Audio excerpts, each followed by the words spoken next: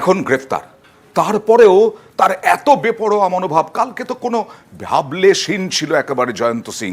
তার সাকরেদরা যারা অভিযোগ করেছিলেন তাদেরকে হুমকি হুঁশিয়ারি দিয়ে যাচ্ছে। দেখুন, মা ছেলেকে মারধরে গ্রেপ্তার জয়ন্ত সিং। তারপরেও আড়িয়াদহে আতঙ্ক, কারণ ময়দানে নেমে পড়েছে জয়ন্তর সাগরেদরা। জয়ন্তর গ্রেপ্তারির দাবিতে সরব হওয়া তরুণীকে তারা রীতিমতো হুমকি দিয়েছে। আতঙ্কে তো পুরোপুরি রয়েছি। তবে তালতলা স্পোর্টিং ক্লাবে টিএসসি বলে একটা গ্রুপ রয়েছে, ওই গ্রুপের মধ্যে আমাকে নিয়ে আমার পুরো নাম উল্লেখ করে অনেক অশ্লীল ভাষা বলেছে, নোংরা নোংরা থ্রেট দিয়েছে। আমার মামাসিকে নিয়েও বলেছে, আমার মামাকে নিয়েও বলেছে। একজন আমাদের হয়ে কথা বলেছে, তাকে রীতিমতো থ্রেট করা হয়েছে। জয়ন্ত সিং আড়িয়াদহে মা ছেলেকে মারধরে মূল অভিযুক্ত। রবিবারের ঘটনার পর বুধবার রাতে তাকে গ্রেপ্তার করে পুলিশ।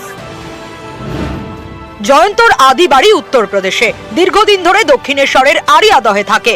বছর দুয়েক আগে মারধর এবং গুলি চালনার ঘটনায় তাকে গ্রেপ্তার করে পুলিশ। স্থানীয়দের দাবি, তারপর থেকেই বেপরোয়া হয়ে ওঠে জয়ন্ত। যখন তখন হুমকি, মারধর করত, এলাকায় তোলাবাজিও শুরু করে। গ্রেফতারের পরেও জয়ন্ত বেপরোয়া। আইনজীবীর সঙ্গে কথা বলতে বলতে তাকে আদালতে ঢুকতে দেখা যায়। বডি ল্যাঙ্গুয়েজে একেবারে ডোন্ট কেয়ার ভাব। বৃহস্পতিবার জয়ন্ত সিংকে প্রিজন ভ্যানের বদলে পুলিশের গাড়িতে করে আদালতে নিয়ে যাওয়া হয়। এতে পুলিশের ভূমিকা নিয়ে অনেকে প্রশ্ন তুলেছেন। তাদের এও প্রশ্ন, জয়ন্ত সিং এর মতো একজন দুষ্কৃতী এত বেপরোয়া কিভাবে? আগেও তো গ্রেপ্তার হয়েছিল, ছাড়া পেয়েছে, আবার ছাড়া পাবে, আবার আসবে, আবার আজ আমার পরিবারকে মেরেছে, কাল অন্য কারোর পরিবারকে মারবে। আতঙ্কিত এর জন্য ওর ওখানকার লোকজনেরা ভাবে আন্দোলন করছে যে ভালো লোক, সেটা সাধারণ মানুষ জানে কতখানি ভালো কতখানি খারাপ। রবিবার মা ছেলেকে মারধর, এই ঘটনায় জয়ন্ত সিংকে গ্রেপ্তারের দাবিতে আড়িয়াদহে অনেকে পথে নামেন। আন্দোলন শুরু হয়। সেই আন্দোলনকারী এক তরুণীকেই হুমকি দিয়েছে জয়ন্তর সাঙ্গপাঙ্গরা। আমরা যদি কোনো পাপিয়ারা কথা বলি, সেটাকে আমি কাজে করে দেখিয়েছি দাদা, বা কোনো ওকে থ্রেট দিয়েছি বা ওকে গিয়ে কোনো ভয় দেখিয়েছি, এরকম তো কোনো কিছু না। বন্ধু বান্ধবের মধ্যে এমনি নিজের কথা যে তাও ইয়ার্কি থাকছে। আমরা মানছি যে আমরা অন্যায় করেছি, কিন্তু দেখুন দাদা, আমরা তো কাউকে গিয়ে বলিনি বা কিছু করিনি। আমরা কি কিছু অন্যায় তো কিছু সামনে গিয়ে তো কিছু করিনি দাদা, নিজেদের মধ্যে একটা আলোচনা করে সেটা আমরা মিটিয়েও দিয়েছি নিজেদের মধ্যে। হোয়াটসঅ্যাপ গ্রুপে গালিগালাজ, হুমকি, এ নিয়ে দক্ষিণেশ্বর থানায় অভিযোগ করেছেন আন্দোলনকারী তরুণী। তদন্ত শুরু করেছে পুলিশ। আড়িয়াদহ থেকে সুবীর দে, নিউজ 18 বাংলা। নরেন্দ্রপুরেও তৃণমূল নেতার দাদাগিরি। অভিযোগ উঠছে কারণ জল নিয়ে, খাবার জল নিয়ে বিবাদের জেরে একেবারে মারধর এক ব্যক্তিকে। দেখুন সেই ছবি, কিভাবে মারধর করা হয়েছে এই ভদ্রলোককে। অভিযোগ করা হচ্ছে এই তৃণমূল বুথ সভাপতির বিরুদ্ধে। নরেন্দ্রপুর থানায় অভিযোগ দায়ের আক্রান্তে, যদিও অভিযোগ অস্বীকার তৃণমূল বুথ সভাপতির। সাবমার্শাল বসাবার জন্য ওরা বসাচ্ছিল, ও নিজের ইচ্ছাতে এখানে বসাতে বলেছে। এবার পাড়ার সব লোকেরা আপত্তি করেছে। আমি সবে বাইক রেখে দাঁড়িয়েছি, ছুটে এসে ইট দিয়ে মুখে মারলো, আমার মুখটুক ফেটে গেল। কে মেরেছে? হরিচরণ মণ্ডল।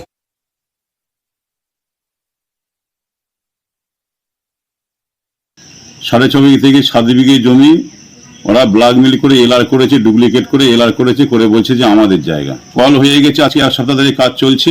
মারধর হয়নি তো, মারধর লোক কিচ্ছু নয়। ওরা ওখানে বিয়ে করতে করতে, ধাকাধাকি করতে করতে, প্রচুর লোক ছিল, সব ইটের উপর পড়ে মুখ ভেঙে গেছে। তারা ওই কাজ করতে এসেছিল, আমরা ঘুরতে ফিরতে জিজ্ঞাসা করলাম, আর এইগুলো কি হয়েছে, পিলিয়ার দিয়ে ঘর করে, বললো যে ওপরে ওই ডাম বসবে, আর ওই নিচে নাকি কল বসে। হলো না কেন সেটা আমাদের ওই গ্রাম সদস্যরা ওরা জানে। সরকারি জমি দখল নিয়ে মুখ্যমন্ত্রী মমতা বন্দ্যোপাধ্যায় একেবারে রুদ্রমূর্তি। আরও এক তৃণমূল নেতা গ্রেফতার, তিনি আবার শিলিগুড়ি জলপাইগুড়ি উন্নয়ন পর্ষদের সদস্য। সরকারি জমি দখলের অভিযোগে গ্রেফতার। এর আগে দেবাশিস প্রামাণিক গ্রেফতার হয়েছিলেন। আর ফুলবাড়িতে জমি দখলের অভিযোগে গ্রেফতার বিজেপি নেতা। ল্যান্ড মাফিয়া গ্রুপ তৈরি হয়েছে, তারা গভর্নমেন্টের সব জমি কাওয়াখালী থেকে শুরু করে বিক্রি করে দিচ্ছে। ওই গ্রুপটাকে আমি ছাড়বো না, যে যে করেছে অ্যারেস্ট করে নেবে। আমি কোনো কাউকে ক্ষমা করব না। শিলিগুড়ির কাছে কাওয়াখালী, ডাবগ্রাম, ফুলবাড়ি, এই সব এলাকা জুড়ে রয়েছে শিল্প তালুক। জমির দাম কোটি কোটি টাকা। এরকম জায়গাতেই সরকারি জমি দখল। যা রুখতে এবার রাজনীতির রং না দেখে পদক্ষেপ করা হচ্ছে।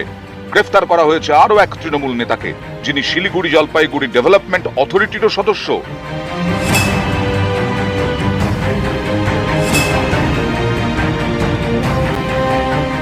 ফুলবাড়িতে পর্যটন কেন্দ্র, ভোরের আলো। এই পর্যটন কেন্দ্রের পাশের জমি দখলের চেষ্টার অভিযোগ। এই অভিযোগের ভিত্তিতে সম্প্রতি ডাবগ্রাম ফুলবাড়ির তৃণমূল ব্লক সভাপতি দেবাশিস প্রামাণিককে গ্রেফতার করে পুলিশ। এই মামলাতেই এবার পুলিশের জালে ডাবগ্রাম ফুলবাড়ির তৃণমূল ব্লক সহ সভাপতি গৌতম গোস্বামী।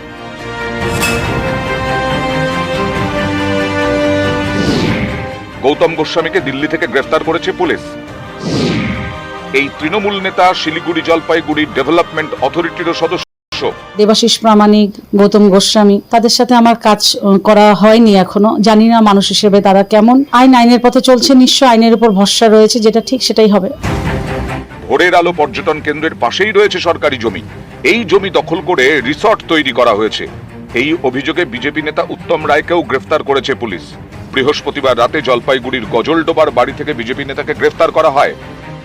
সেই সময় আমাকে বামফ্রন্ট সরকার পাট্টা দিয়েছে, সেই পাট্টার উপরে আমি একটা রিসোর্ট করেছি, ছোটোখাটো একটা আমার হোটেল আছে। আমাকে এইটাই মূল উদ্দেশ্য, আমি যে বিজেপি করি তার কারণেই আমাকে অ্যারেস্ট করা হলো। দলনেত্রী বারে বারেই চাইছেন যে পশ্চিমবাংলায় দলমত নির্বিশেষে স্বচ্ছতা আসুক। আইনের বিষয়টা আইনের মতো চলবে।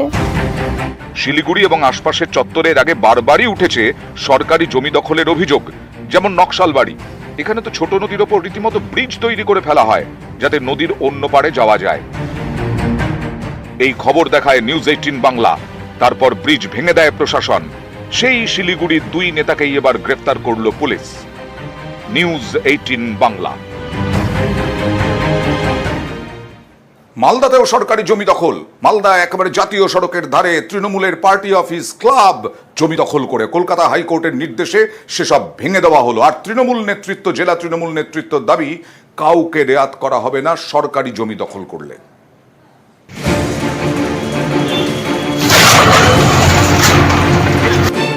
কলকাতা হাইকোর্টের নির্দেশ, জাতীয় সড়কের ধারে সরকারি জমিতে তৈরি করা তৃণমূলের অফিস ভেঙে দিল মালদা জেলা প্রশাসন। ভাঙা হলো একটা ক্লাবও।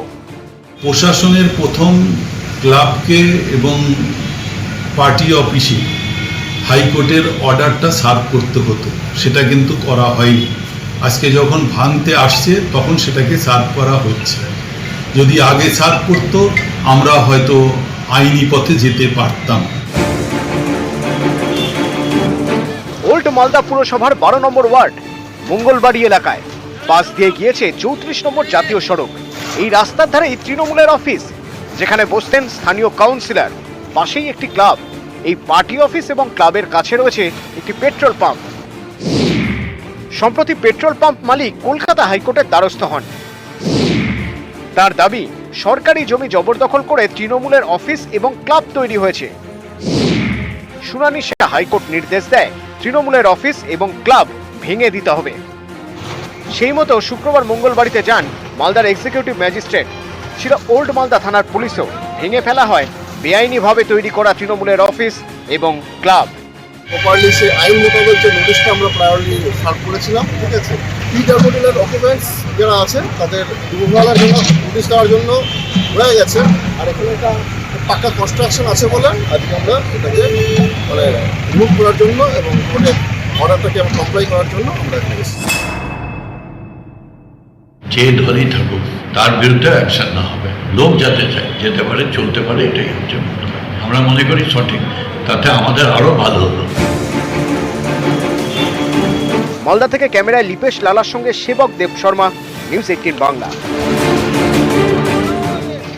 জমি দখল করে বেআইনি নির্মাণ কাঠগড়ায় তৃণমূলের পঞ্চায়েত সদস্যের স্বামী। রানাঘাটের রামনগর পঞ্চায়েত 2 নম্বর পঞ্চায়েতের ঘটনা দেখছেন। এই দেখুন, বেআইনি নির্মাণ, এমনকি এলাকারই এক বাসিন্দার জমি দখলের অভিযোগ, এমনকি অনুমোদন ছাড়াই বেআইনি নির্মাণ। বিডিও বলছেন, বিএলআরও বলছেন এখানে 144 ধারা জারি করা হয়েছে। সে সব কিছু তোয়াক্কা না করে তার কাজ চলছে, বেআইন নির্মাণ চলছেই। অভিযোগ জানিয়ে মুখ্যমন্ত্রীকে চিঠি।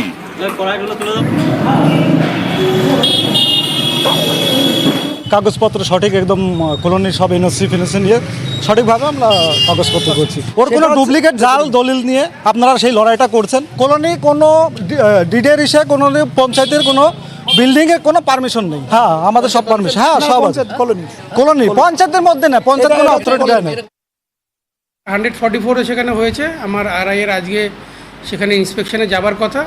তো আরআই ইন্সপেকশন রিপোর্টটা কী আসে সেটার উপরে দেখেই আমি বলতে পারবো যে এই মুহূর্তে কী পরিস্থিতি চলছে সেখানে। যদি অবৈধ কনভার্সন হয় সেটার আমাদের যে এলআর অ্যাক্টে যে নিয়ম আছে সেই অনুযায়ী আমরা ব্যবস্থা নেব। প্রশাসন আছে, যেমন পঞ্চায়েত, তারা পারমিশন দেয়, প্ল্যান পাস করে, তাদেরই দেখার কথা। তো সেক্ষেত্রে পঞ্চায়েত প্রধানের তো এখতিয়ার আছে, উনি গিয়ে তো স্টপ করেই দিতে পারেন। জমি মাফিয়া, আজকে বিভিন্ন বাগান মাফিয়া, বিভিন্ন রকমের যে অসাধু প্রমোটার চক্র এবং পুলিশ, এই টোটাল বিষয়টাকে নিয়ে আজকে তৃণমূল আজকে ক্ষমতা কায়েম করতে চাইছে। আজকে এই যে রাঘবপুরে যে ব্যক্তির আজকে যে জমি জবরদখল করে তৃণমূলের মেম্বারের স্বামী এবং তার ভাসুর থেকে শুরু করে যে তৃণমূলের লোকজন যারা দখল করেছে, এটা তারা শিখছে কোথা থেকে? এটা তারা শিখছে কিন্তু ওপরতলা তাদের লিডার থেকে। ওই ব্যক্তিরা আমার কাছে গিয়েছিলেন অনুমোদন আনার জন্য। আমার স্টাফদের দিয়ে আমি জিনিসটা খতিয়ে দেখে আমি কোনো অনুমোদনে সই করিনি। আমি ওদেরকে ডেকে বলেছিলাম আপনারা কীভাবে কাজটা করছেন। ওনারা বললেন যে আমরা আগের বোর্ডে পারমিশনটা নিয়েছি। যদি কেউ যুক্ত থাকে সেক্ষেত্রে দল এর ব্যবস্থা নেবে। এবার চলে যাব পুরুলিয়ায়। পুরুলিয়ায় সরকারি ভবনেই বেআইনি